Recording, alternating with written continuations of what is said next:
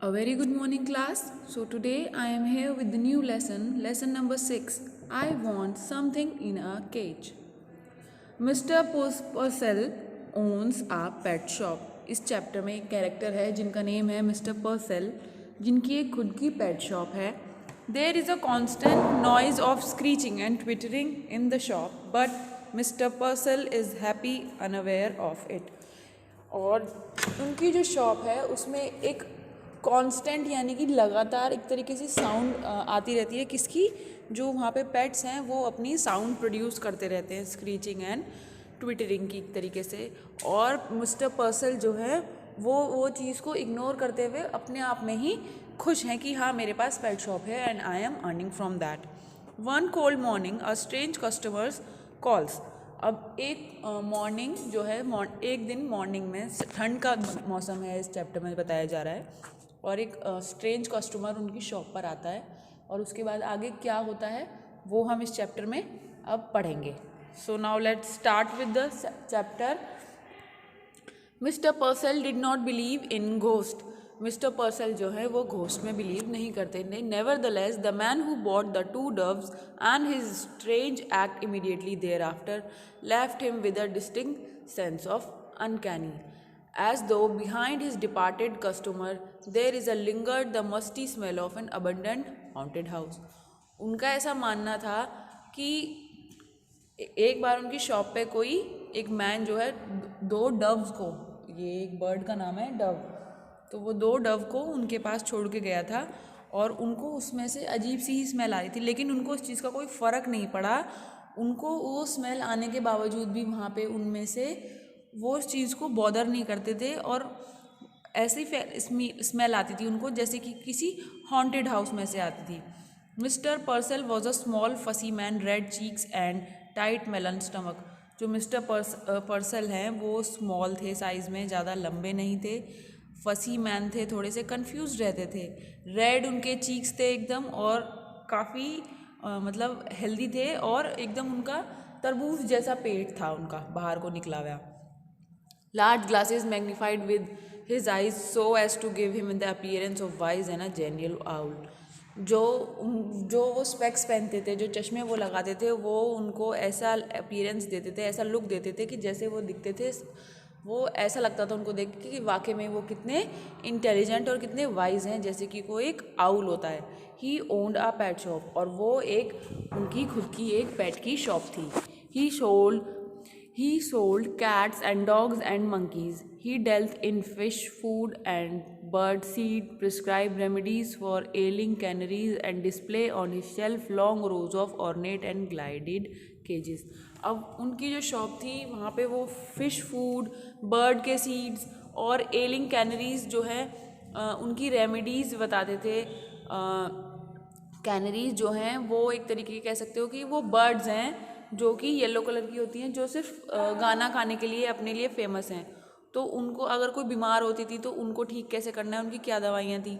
और उन पे डिफरेंट टाइप्स के केजेस थे, वो अपनी वो रो में रखते थे उनको सेल करने के लिए.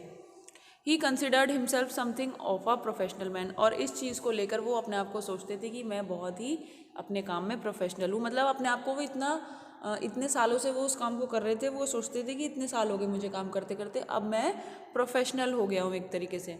अ constant stir of movement pervaded his shop, whispered twitterings, sly rustling, squeals, cheeps and sudden squeaks. उनकी जो शॉप है उसमें हमेशा इन तरह की साउंड आती रहती थी. किस किस टाइप की? ट्विटर की, स्लाई रसलिंग की, स्क्वील्स की, चीप्स की, सडन स्क्वीक की.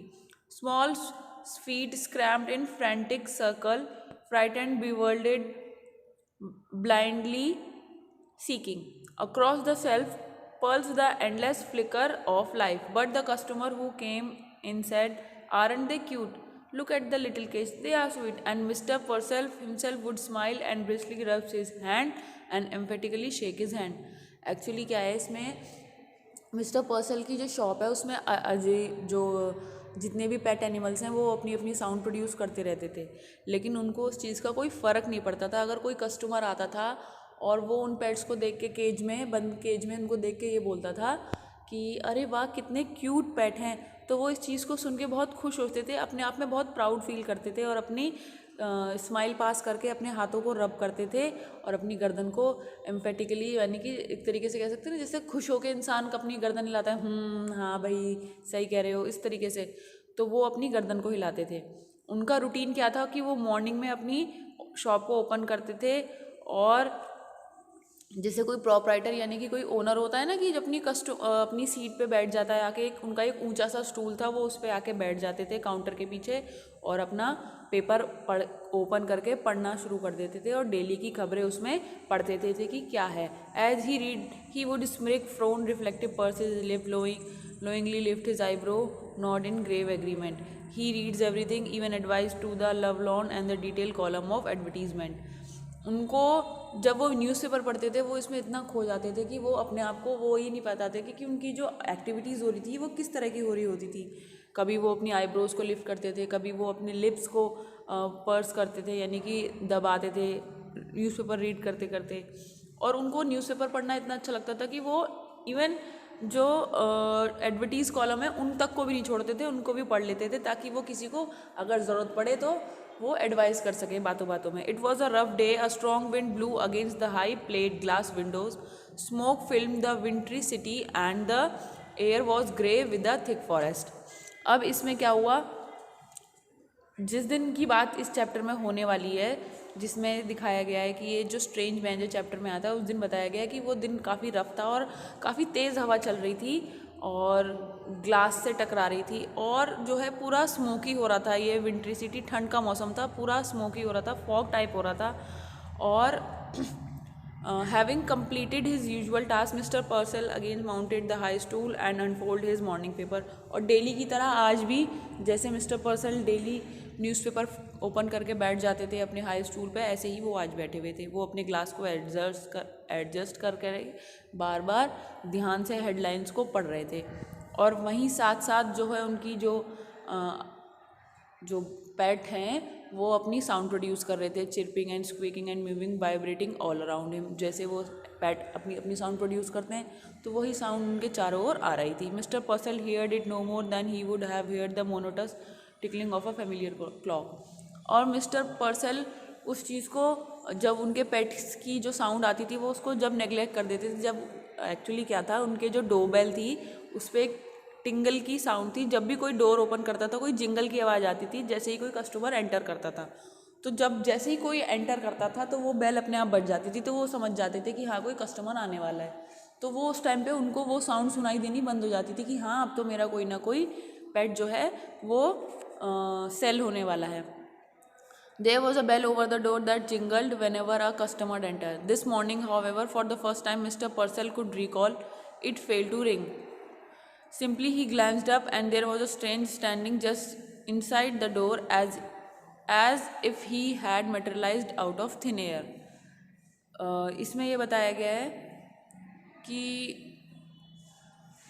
ये जो उनकी जो बेल है वो फर्स्ट टाइम ऐसा होता है कि वो रिंग नहीं होती है और वो जैसे ही देखते हैं कि वहाँ पे गेट पे कि एक हल्की सी जो हल्की सी हवा आती है ना गेट खुलने पे, लेकिन बेल तो रिंग नहीं हुई लेकिन हल्की सी गेट खुलने से हवा आई, तो उन्होंने सामने देखा कि एक स्ट्रेंज मैन जो है मेरे गेट पर खड़ा हुआ है। The store keeper slid off his stool from the first instant. He knew instinctively, unreasonably, that the man hated him, but out of habit he rubbed his hands briskly together and smiled and nodded. Good morning, he beamed. What can I do for you?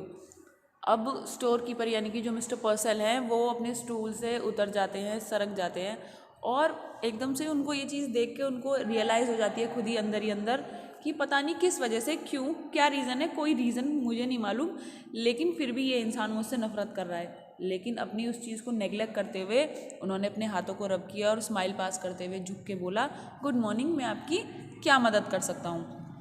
Now this is your true false and your question answers that you have to do in your copy. Okay, after that this is your part 1 and part 2 I will explain you in the next video, क्योंकि chapter की जो video है वो बहुत लेंदी हो जाती है बेटा, इस वजह से जो है मैं हाफ चैप्टर को ही एक्सप्लेन करवा रही हूँ आप लोगों के।